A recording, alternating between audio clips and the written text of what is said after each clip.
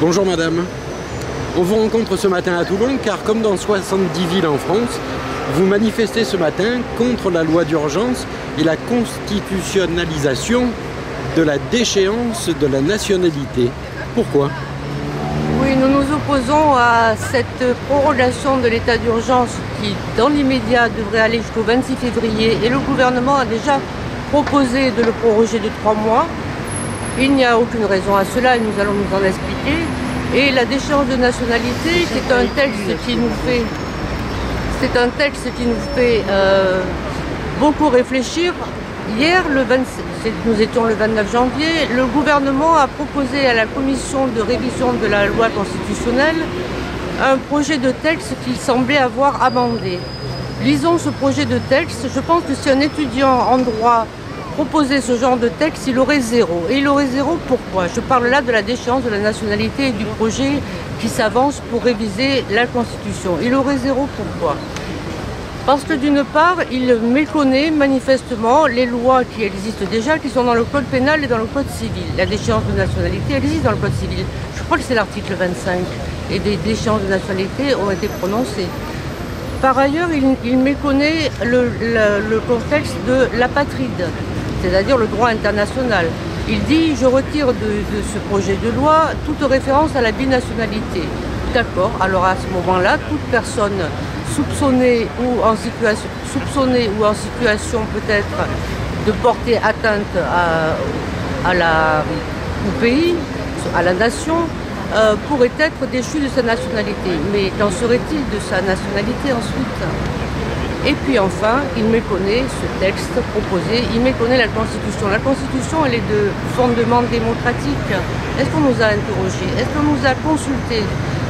Toutes les personnes qui sont là, elles représentent à elles seules, sur Toulon aujourd'hui, elles représentent pour partie un ensemble de 110 associations qui ont refusé la prorogation de l'état d'urgence et la déchéance de la nationalité inscrite dans la Constitution. Quoi d'autre sur l'état d'urgence? L'état d'urgence, c'est un régime d'exception. C'est un état d'exception qui était peut-être à mettre en place après les attentats terribles qui ont endeuillé notre pays et qui ont cruellement touché des familles qui en souffrent certainement encore beaucoup. Mais aujourd'hui, nous disons, nous devons prendre des dispositions pour lutter contre l'arbitraire. Parce que quand quelqu'un est soupçonné d'acte terroriste ou est pris dans une situation où il pourrait être condamné, il faut toujours qu'il y ait un juge. Il faut toujours qu'il y ait un pouvoir judiciaire qui puisse juger de l'affaire elle-même dans son fond. L'état d'urgence, ça permet quoi? Simplement l'arbitraire. Ça permet des perquisitions à toute heure du jour et de la nuit. La loi le prévoyait par ailleurs dans des situations exceptionnelles. Ça permet de dissoudre des organisations et des associations.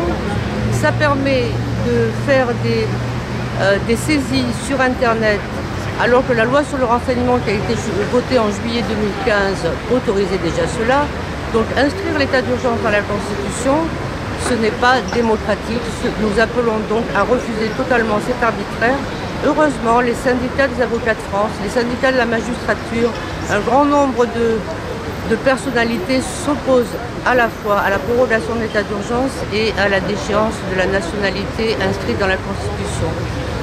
Rappelons quand même que les rapporteurs de l'ONU, qui sont des rapporteurs neutres, ont interpellé la France pour lui rappeler qu'elle était sur une fausse route, qu'elle mettait l'arbitraire en avant et qu'en cela, elle se démarquait du droit international.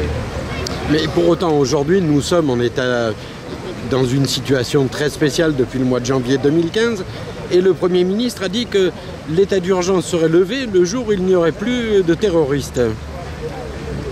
Il est vrai que la situation mérite certainement qu'il y ait des moyens, les moyens nécessaires pour qu'à la fois la police et la justice interviennent en grande capacité. Mais la police et la justice. Nous ne nions pas le fait qu'il faille s'opposer à des actes terroristes ou qu'il faille les prévenir. Dans l'immédiat, ce qui s'est passé ne prévient rien. Les 529 interpellations qui ont eu lieu n'ont absolument pas fait l'objet ensuite de condamnation, puisque sur cela, ça a permis, je crois, 3 assignations à résidence. Pour les militants, par exemple, qui ont été interpellés dans le cadre de la manifestation contre... à l'occasion de la COP 21. À l'occasion de la COP 21, de la même façon, ça n'avait pas de sens et ça a été démontré. Donc, que la police et que la justice aient des moyens renforcés et qu'ils réclament depuis longtemps, c'est pas à cela que nous sommes opposés. Nous sommes opposés à un projet de loi qui masque effectivement des défections et des manquements dans certaines organisations et qui, en fait, ne protège personne. Mais pour autant, on peut constater qu'une très large majorité de la population semble accepter, sans trop réfléchir, à ces nouvelles dispositions gouvernementales. Comment l'expliquez-vous? Alors ça, c'est ce que reflèteraient les sondages. Toutefois, lorsque nous avons distribué des tracts, lorsque nous avons fait part de notre souhait de manifester le 24 d'une part et le 30 aujourd'hui contre l'état d'urgence, les personnes ont besoin d'un langage beaucoup plus simple. D'une part, elles ne savaient pas que la plupart des lois qui entourent l'état d'urgence sont déjà soit dans le code pénal, soit dans le code civil. J'ai rappelé tout à l'heure que la déchéance de nationalité avait déjà été prononcée à travers le code civil pour une quinzaine de personnes. Donc pourquoi mettre un projet de loi sur une loi? C'est une bonne question, mais je vous laisserai la poser à des juristes. Je vous remercie. Je vous en prie.